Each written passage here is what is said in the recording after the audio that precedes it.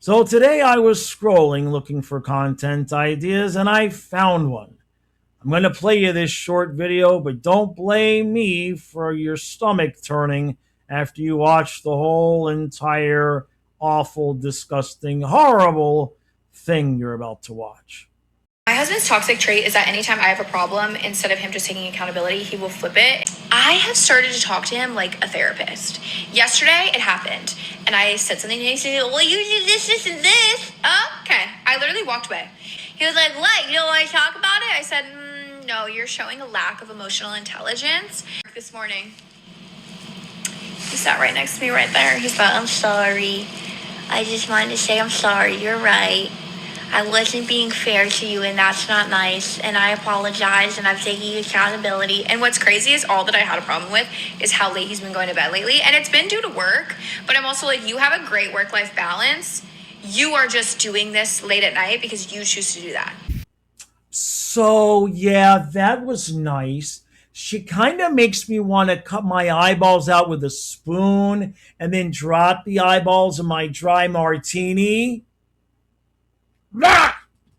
Okay, so where do we even start? There's a lot to unpack here, but I'm going to do her a solid. I'm going to be emotionally intelligent, and I'm going to talk about the one thing that the man did that might could be described as a flaw, besides the part at the end where he simps and apologizes. But I digress. So this happens in a lot of relationships, and what I'm about to tell you, for the most part, it's not, it's an explanation for why men do things the way we do. This is not a justification. I'm not saying this is really right. I'm not saying this is the best way to handle things. I'm just saying this is kind of how men will handle things. So she brings a complaint. She brings something and he says, "Well, what about this? And what about this? And what about this?" And I understand the frustration that that can bring. But let me give you a little bit of insight into why that happens, ladies, because women tend to complain about most every little thing. Men, we will, I don't need to say anything about that. I don't need to say anything about that. It's Friday night. I don't want to ruin the weekend. I don't need to say anything about the things that are bothering us, little things, small little things, but they stack up and they get more and they get more and they get more. So we kind of feel like maybe you're doing the same thing, right? We've got a long list of complaints that aren't really that important. And we just assume, because we're withholding those complaints because we really don't want to argue with you, that you're doing the same thing. However, you're not. So when you do bring a complaint, the thing that goes off in a man's mind is, wait a minute, I've been keeping quiet about these 17 things over here that have been bothering me for months, just so that we wouldn't have to have a disagreement or an argument or even a exemplified discussion. I've been keeping all these things quiet. Now you're going to complain to me about that? Well, what about this? What about this? And what about this? That is why that happens a lot, because for the most part, we are keeping our complaints to ourselves because they're just stupid little things that might have bothered us that aren't really worth a whole conversation.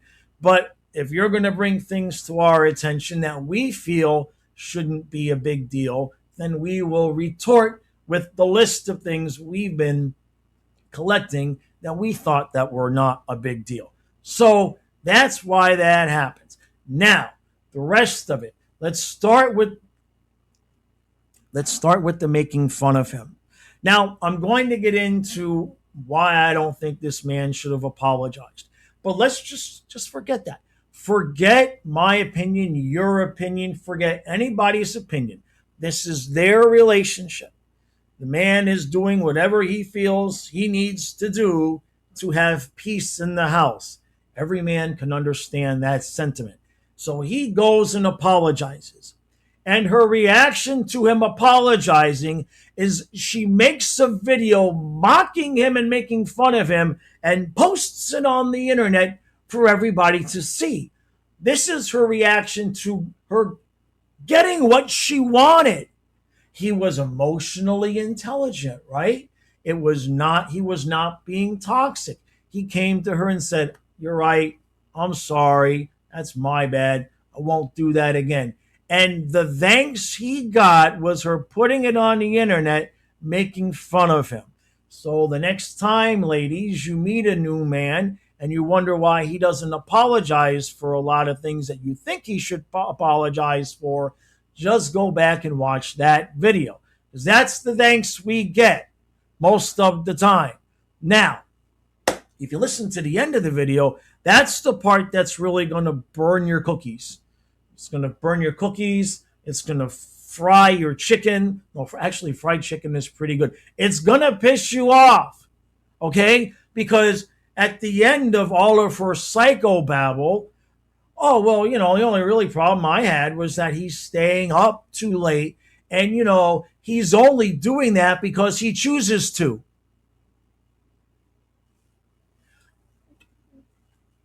Try to reverse that, reverse genders on that, ladies. Reverse genders on that. If your husband was like, well, the only reason you're staying up and watching that show so late is because you choose to do it. Yeah. Yeah. Yeah. Yes. I choose to stay up late. And apparently it's not even really a problem because, as she says, he has a great work-life balance. I wonder why he's staying up later than she would like him to. I wonder what it is that he's avoiding.